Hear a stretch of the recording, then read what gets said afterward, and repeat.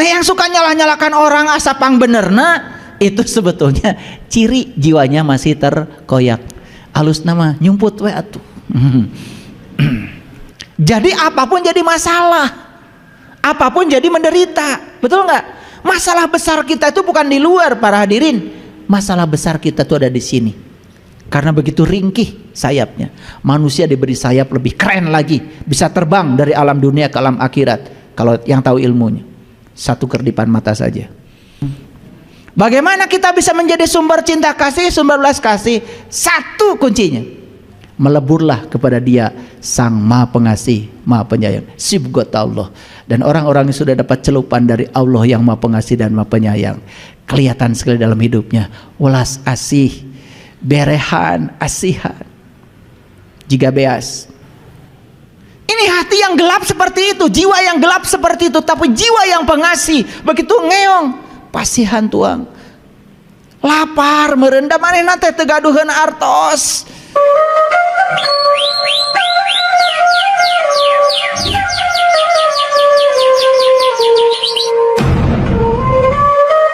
Nah, pertanyaannya, kan Allah tuh bersama dengan kita. Kan Allah tidak pernah meninggalkan kita. Betul, Allah tidak pernah meninggalkan kita, tapi kamu meninggalkan Allah. Paham? Jadi sebetulnya bukan Allah melakukan kejahatan, awas. Kan la haula wala quwata, ya. Berarti lamun urang hayang maling, kemudian terjadilah maling, berarti Allah yang maling, awas. Itu ketidakhadiran Allah. Allahnya selalu ada, tapi kamu tidak menghadirkannya. Itu yang menyebabkan kejahatan. Jadi kejahatan itu sebetulnya adalah kegelapan akibat ketiadaan cahaya. Makanya leluhur kita ngajarin kepada kita, pelajarannya adalah eling lan waspada. Eling itu artinya selalu sadar, waspada itu mawas diri. Sadar dan mawas diri. Tidak ada sebetulnya kejahatan kalau kita selalu merasakan kehadirannya. Jadi bukan Allah sebetulnya yang meninggalkan kita, kita meninggalkan Allah. Kita terasing di rumah kita sendiri. Itulah kejahatan. Oke, lanjut dulu, pelan-pelan ya. Nah, ada jiwa utuh, ada jiwa yang tidak utuh. Jiwa yang tidak utuh itu hidup dalam keadaan terkoyak, sebagaimana diwakili oleh satuan atau kombinasi warna. Ayo lihat saya lagi. Tadi kan ada warna putih, tapi ada warna pecahannya. Ada merah, ada kuning. Nah, itu sebetulnya merah, kuning, hijau dan sebagainya, itu adalah cahaya putih yang terkoyak. Paham ya? Jadi sebetulnya ya, jiwa yang tidak utuh itu artinya adalah jiwa yang dalam keadaan terkoyak. Nah, kalau gitu jiwa utuh apa? Jiwa utuh adalah hidup dalam keadaan tak terkoyak, sebagian diwakili oleh sinar putih. Jadi kalau jiwa kita ini sering terkoyak, hanya merupakan satu warna, bukan kombinasi dari warna, tidak putih. Itu yang disebut dengan jiwa yang sedang dalam keadaan kegelapan. Nah, sekarang kita tarik ke dalam dunia spiritual. Di Quran Allah mengatakan, laqad kafarol ladzina qalu innallaha salisu salasa. Allah mengatakan di Quran, setiap jiwa itu ada temannya. Teman jiwa yang pertama namanya Nurullah. Teman jiwa yang kedua namanya Nur Muhammad, sering disebut Rasulullah yang sejati. Makanya jiwa ini adalah nur yang ketiga yang setiap saat ditemani oleh Nurullah dan Nur Muhammad. Cuman kita sering terhalang dari Nurullah dan Nur Muhammad, sehingga sang jiwa tidak mendapatkan cahaya. Itu namanya jiwa yang terkoyak. Nah, jiwa yang terkoyak itu yang disebut dengan jiwa yang sedang mengalami penderitaan. Nah, sebetulnya kenapa banyak manusia yang menderita? Karena jiwanya terkoyak. Kenapa terkoyak? Karena Nurullah dan Nur Muhammad yang ada dalam dirinya sama sekali tidak diakses, sehingga dia berdiri sendiri dalam kegelapan. Nah, Nurullah itu adalah Allah, Nur Muhammad itu adalah Rasulullah. Jadi Allah dan Rasulnya yang ada dalam dirinya tidak dihiraukan. Sifat Rasul ada berapa? 4 kan? Sidik, amanah, fatonah, balagoh. Jadi sebetulnya Rasulullah sejati itu ada dalam diri setiap manusia. Kamu jangan bodoh, Fatonah itu yang bicara. Kamu harus benar ngomongnya, Sidik yang bicara. Kamu jangan bohong, Sidik yang berbicara.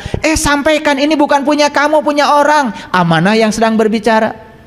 Jadi sebetulnya itu tuh bicara terus menerus, cuman kita tidak dengar. Kenapa? Jiwa kita tidak utuh.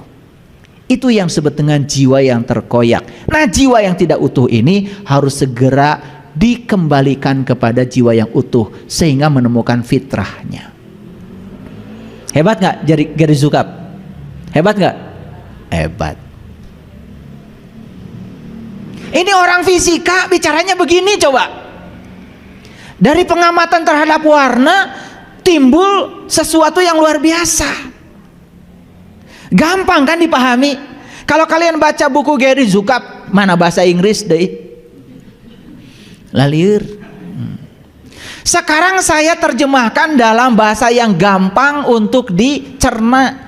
Aduh, lamun teu kaharti teh karunya ka saya. Nah, jiwa yang kehilangan sentuhan dari sumber cahayanya adalah jiwa yang memiliki kemampuan kejahatan sebagaimana warna hitam. Jadi kok ada orang, kan pada diri kita tuh ada Allahnya, tapi orang kok berbuat jahat. Nah, itu artinya jiwa yang kehilangan sentuhan dari sumber cahayanya. Jadi jiwa itu adalah nur juga, cuman cahaya ketiga. Dia kehilangan sentuhan dari Nurullah dan Nur Muhammadnya. Aduh, kalau ngaji bener nih tauhid, harusnya semua orang tuh bener, dan harusnya hidupnya itu menakjubkan, nggak paroek kayak gini.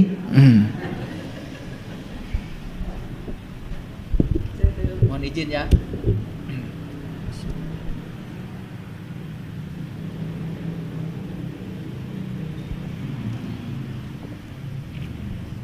Ngerti ya? Kira-kira jiwa kita sekarang utuh atau tidak utuh? Ini pertanyaan nih. Kira-kira kalau ditanya, jiwa kita saat ini utuh atau tidak utuh? Ya, alhamdulillah ya kalau utuh. Kalau sudah utuh berarti sudah jadi warna putih lagi. Berarti kalau sudah utuh sudah bisa menerima semua warna. Cirinya apa? Toleran, penuh cinta kasih, tara nyalahkeun batur kalau ada apa-apa itu. Ya. Semua dia selalu bercermin ke dalam. Itu bedanya ya. Kalau orang yang ngajinya sudah benar, nggak pernah nyalah-nyalahkan orang, apalagi nundu-nundu orang, nggak pernah. Nah, yang suka nyalah-nyalahkan orang asapang benerna, itu sebetulnya ciri jiwanya masih terkoyak. Halus nama nyumput we atuh. Nah, yang paling berbahaya itu jiwa yang terkoyak tampil di publik. Jika nu heueuh, jika nu bener. Itu yang berbahaya. Makanya bajunya putih teh buah pentungan, kan aneh. Bajunya putih tetapi yang ditebar di mulutnya adalah kebencian atas nama agama dan Tuhan lagi. Cing salah darat tuh. Nah, sekarang kita bicara kejahatan. Jadi kejahatan itu apa sebetulnya? Kejahatan adalah ketiadaan cahaya atau ketiadaan cinta dalam semua keadaan. Jadi kejahatan tadi lambangnya hitam kan? Hitam itu ketiadaan cahaya. Ketika jiwa lebih memilih marah daripada mengampuni, menyalahkan daripada memahami, maka jiwa sedang memilih karma negatif dari pilihan-pilihan yang dibuatnya selama di bumi. Jadi kan ada yang jiwanya tuh memilih marah daripada mengampuni, memilih menyalahkan daripada memahami. Coba boleh sekarang kalau ada sesuatu yang tidak disukai, pahami dulu sebelum kita menyalahkan. Daripada marah kan lebih bagus mengampuni, betul nggak? Nah, ketika kita memilih marah daripada mengampuni, memilih menyalahkan daripada memahami, jiwa sedang memilih karma negatif dari pilihan yang dibuatnya selama di bumi. Kalau karma negatif berarti dia sedang menciptakan sebab yang negatif, hasilnya negatif. Udah, nggak usah. Apa dia Pak? Pengen ikut ngaji. Jangan dikira loh, siapa jiwa di situ. Yuk kita teruskan. Ini berarti jiwa menciptakan lebih banyak keterbatasan kesadaran. Jadi ketika jiwa itu tidak bisa mengakses Nurullah, Nur Muhammad, tidak bisa mengakses sumber cahayanya, berarti dia menciptakan lebih banyak keterbatasan kesadaran. Makanya kesadaran yang terbatas itu yang disebut dengan neraka. Jadi apapun jadi masalah, apapun jadi menderita, betul nggak? Masalah besar kita itu bukan di luar para hadirin, masalah besar kita itu ada di sini. Ketika pikiran masih menghakimi, masih terjebak benar salah, itu sumber masalah kita yang sebenarnya. Coba, ketika sesuatu disebut salah, kan kita marah. Padahal yang bilang salah siapa? Pikiran kita. Ketika sesuatu disebut buruk, kan kita marah. Yang bilang itu buruk siapa? Kan pikiranmu, hasil penilaianmu sendiri. Jadi kita ditipu terus oleh pikiran. Inilah pentingnya pikiran itu diberi cahaya. Jiwa yang memiliki keterbatasan kesadaran akan mudah tertarik pada kejahatan. Paham ya? Jadi semakin jelas ya, bahwa jiwa yang terkoyak itu menciptakan lebih banyak keterbatasan kesadaran. Nah, jiwa yang memiliki keterbatasan kesadaran akan mudah tertarik pada kejahatan. Jadi yang suka gampang tersinggung, gampang marah, gampang baed, itu jiwanya tidak utuh, walaupun tadi ngakunya sudah utuh. Cenah karasaeun. Nah sekarang bagaimana cara memahami kejahatan? Kalau tadi kan kejahatannya udah kita pahami. Sekarang bagaimana cara kita memahami kejahatan? Yuk kita pahami. Kejahatan adalah apa tadi? Ketiadaan cahaya. Itu sebabnya kejahatan tidak bisa ditiadakan dengan cara diperangi, dihindari, atau dilarang, tetapi harus menghadirkan cahaya. Jadi kalau anak kita nakal teh bukan digebuk. Karena anak nakal itu berarti ketiadaan cahaya, ditempeleng, digebuk, dimarahi, atau menghadirkan kegelapan baru. Coba sebelum disalahkan rangkul dulu. Setelah dirangkul, aduh, jangan-jangan kamu itu adalah potret dari saya. Kan tubuh kamu adalah tubuh saya, sel kamu adalah sel saya. Jangan-jangan perilaku kamu adalah mencontoh perilaku saya. Jadi kita tidak menyalahkan, malah kita minta maaf pada anak. Maaf jika ayah dan bunda pernah ngasih contoh yang salah pada kamu. Nangis pasti anak digitukan. Karena kita menghadirkan cahaya, bukan menghadirkan kegelapan baru. Kapan kegelapan bekerja? Kapan kegelapan bekerja? Di mana tidak ada intelijensia ilahi. Nah, intelijensia ilahi itu tadi Nurullah, Nur Muhammad, itu namanya intelijensia. Ini bukan intelektual. Saya tidak bicara sekolah S1, S2, S3, gak penting. Karena banyak yang sekolahnya tinggi tapi tidak berkesadaran. Saya bicara intelijensia. Intelijensia tidak sama dengan intelektualitas. Banyak yang sekolahnya tinggi masih korupsi, sekolahnya tinggi mementingkan diri sendiri, sekolah tinggi malah bikin kehancuran bangsa. Itulah intelektualitas. Saya bicara intelijensia. Makanya kapan kegelapan bekerja? Nih harus kasih tahu. Ketika tidak ada intelijensia ilahi, atau tidak ada cahaya yang membawa kesadaran, atau cahaya sadar. Jadi begitu tidak ada cahaya kesadaran yang menyinari, maka jiwanya dalam kegelapan. Begitu dia kegelapan, berarti disitulah kegelapan akan bekerja. Kapan kita terjatuh dalam kegelapan? Ketika kita sedang berada dalam kegelapan itu sendiri. Ya? Oke. Sedikit lagi. Ini sebetulnya bukunya Gary Zukav, kalau saya bahas semuanya tidak cukup sampai jam 4 sore. Ini saya cuplik bagian fisika ruhnya saja, hanya beberapa halaman. Jadi apakah kegelapan itu kekal? Pertanyaan. Yang jadi orang baik hari ini mungkin pernah gelap di masa lalu. Yang gelap hari ini mungkin akan jadi sumber cahaya di masa depan. Jangan kecil hati. Jadi kalau jiwa-jiwa yang hari ini masih belum utuh, jangan kecil hati. Karena apa? Ternyata kegelapan itu tidak kekal menurut Gary Zukav. Sebetulnya menurut ajaran kita juga di Islam kan begitu. Katanya dikulub heula di neraka baru nanti masuk ke dalam surga. Itu jelas neraka tidak kekal. Paham ya? Oke. Keberadaan dalam kegelapan itu satu, tidak kekal. Setiap jiwa lambat laut akan tercerahkan secara penuh. Jiwa yang tanpa cahaya akan banyak diberi bantuan untuk mengetahui cahaya sepanjang waktu. Cing era atuh. Tinggal tatangkalan.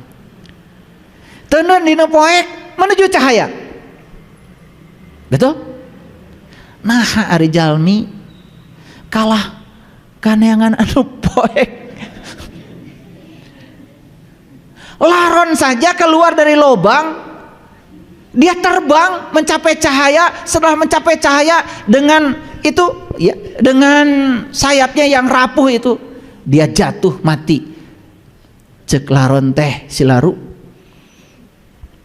sudah puas karena saya sudah mencapai cahaya. Cuman mencapai lampu jatuh aja. Karena begitu ringkih sayapnya. Manusia diberi sayap lebih keren lagi, bisa terbang dari alam dunia ke alam akhirat. Kalau yang tahu ilmunya, satu kerdipan mata saja. Datang neangan ilmuna tuh cari cing baik. Dorongan untuk memikirkan cahaya selalu ada. Sebetulnya dorongan itu selalu ada pada setiap orang.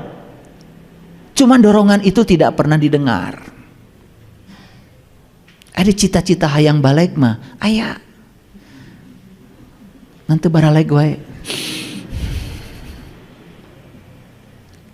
Karena intinya kita tidak jujur pada diri sendiri. Nah, sekarang bagaimana cara menanggapi kejahatan?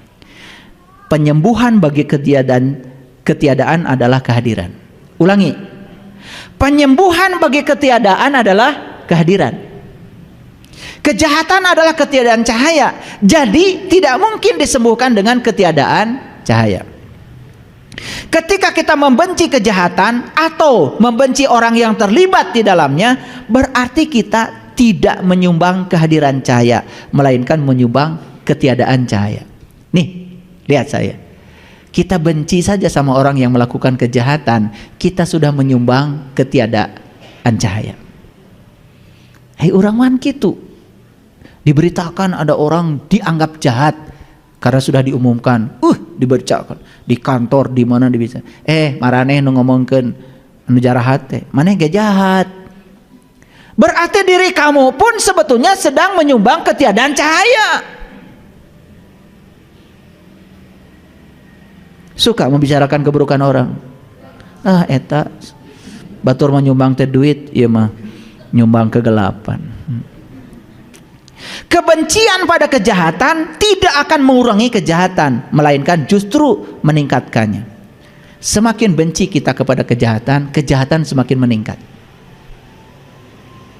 Jadi, siapa jiwa yang menderita? Ketiadaan cahaya menyebabkan jiwa menderita dan diliputi oleh kepedihan.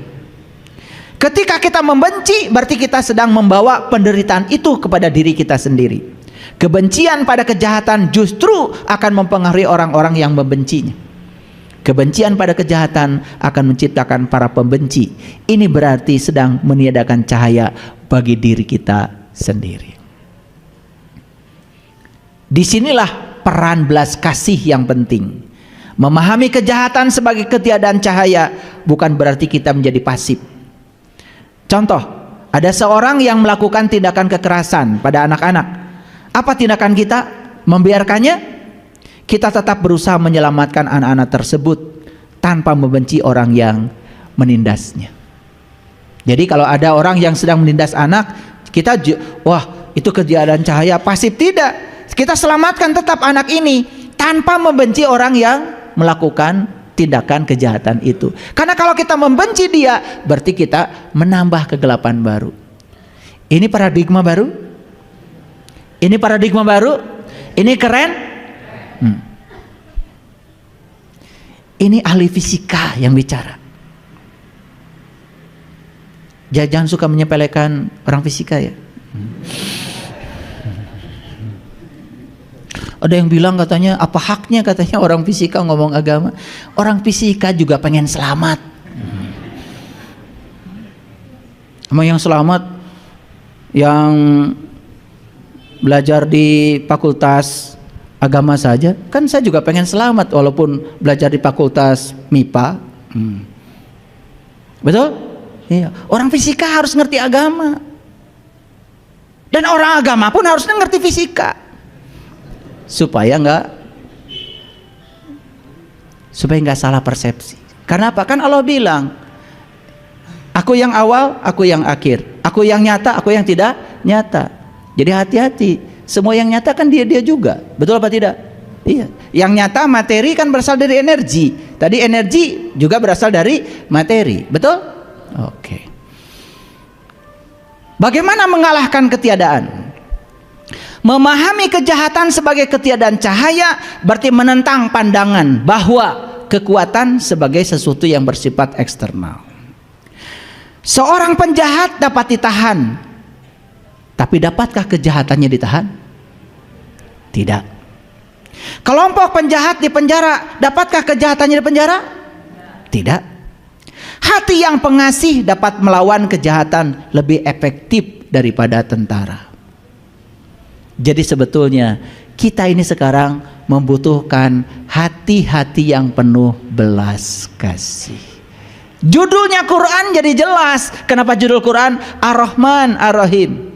Jadi sebetulnya kita semua itu harus menjadi sumbernya belas kasih, sumbernya cinta kasih. Wah, tebih kenehnya ngawas teh doi kadinya mah. Bagaimana kita bisa menjadi sumber cinta kasih, sumber belas kasih? Satu kuncinya, meleburlah kepada Dia Sang Maha Pengasih, Maha Penyayang, Sibgot Allah. Dan orang-orang yang sudah dapat celupan dari Allah yang Maha Pengasih dan Maha Penyayang, kelihatan sekali dalam hidupnya, welas asih, berehan, asihan. Jika beas, beas itu kan singkatan, berehan, asihan. Betul apa tidak? Bager teu beas, bager tara melak oge aya we di imah. Betul? Tiap bade tuang aya we ya. Tos ada di mana magic jar luar biasa. Ku bager-bagerna beas tuh. Berehan, asihan. Ya. Teu melak teu naon aya we. Malih man nuju ngahuap teh tara emut-emut acan kana melakna. Betul? Boro-boro bismillahnya. Sieta mah kitu. Tentara dapat berhadapan dengan tentara lain, tetapi tidak dapat berhadapan dengan kejahatan. Yang berhadapan itu kan fisiknya saja. Hati yang pengasih dapat berhadapan dengan kejahatan secara langsung, karena hati yang pengasih dapat membawa cahaya ke tempat yang tidak ada cahaya. Makanya kenapa orang-orang yang sudah mencapai kesadaran, kemanapun dia datang dirindukan kedatangannya. Kenapa? Satu pohon saja kalau kedatangan dia kelihatan kering, pasti dapat siraman air. Itu orang yang berkesadaran. Orang yang berkesadaran boro-boro lihat pohon mati juga biasa aja. Itu yang saya ajarkan di komunitas saya. Kemanapun saya pergi, kalau ada sesuatu yang janggal, ada pohon yang mau mati, kita bakti dulu, ya, cari air, sirami. Ari maneh ngarinum dalahar. Karena pohon itu tidak punya tangan untuk mengambil air. Kan leungeunna dititipkeun ka maraneh. Seuri. Kan tangannya dititipkan sama kita. Kasihan atuh, ya. Walaupun itu pohon di pinggir selokan, perlu bantuan kalian. Kata pohon itu, tolong dong, itu air di pinggir selokan pangmindahkeun ka dieu. Kitu wae hese. Kita lupa bahwa tangan ini adalah untuk semesta, kepanjangan tangan Allah. Yadullah fauqa aydihim. Ini tuh tangan Allah. Dibikin ka urang, dititipkeun ka urang keur nyelamatkeun semua makhluk. Gitu. Ada kucing ngeong, ngeong. Udah jelas kan nyuwun tentuang. Kalau akan diusir.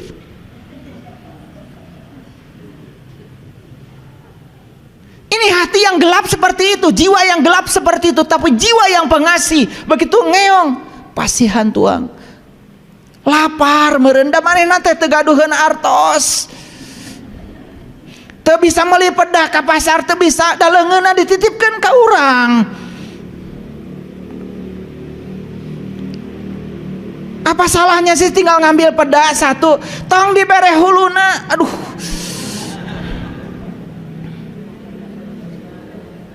Dituang heula dagingna heula, cucukna jeung huluna bikeun ka manehna atuh karunya.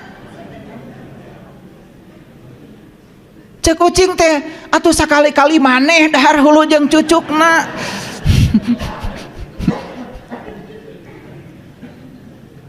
Cing atuh ari masihan teh nu sae. Pasti anu sae pasihan daging.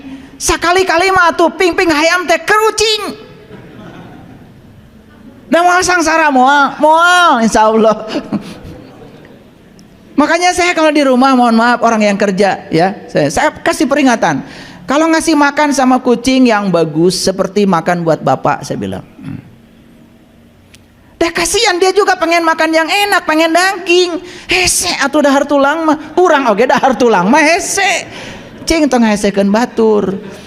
Ini hati jiwa yang pengasih. Kenapa kita tidak pengasih? Karena jiwa kita ini tidak pernah terkena cahaya, sumbernya cahaya. Itu masalah kita selama ini.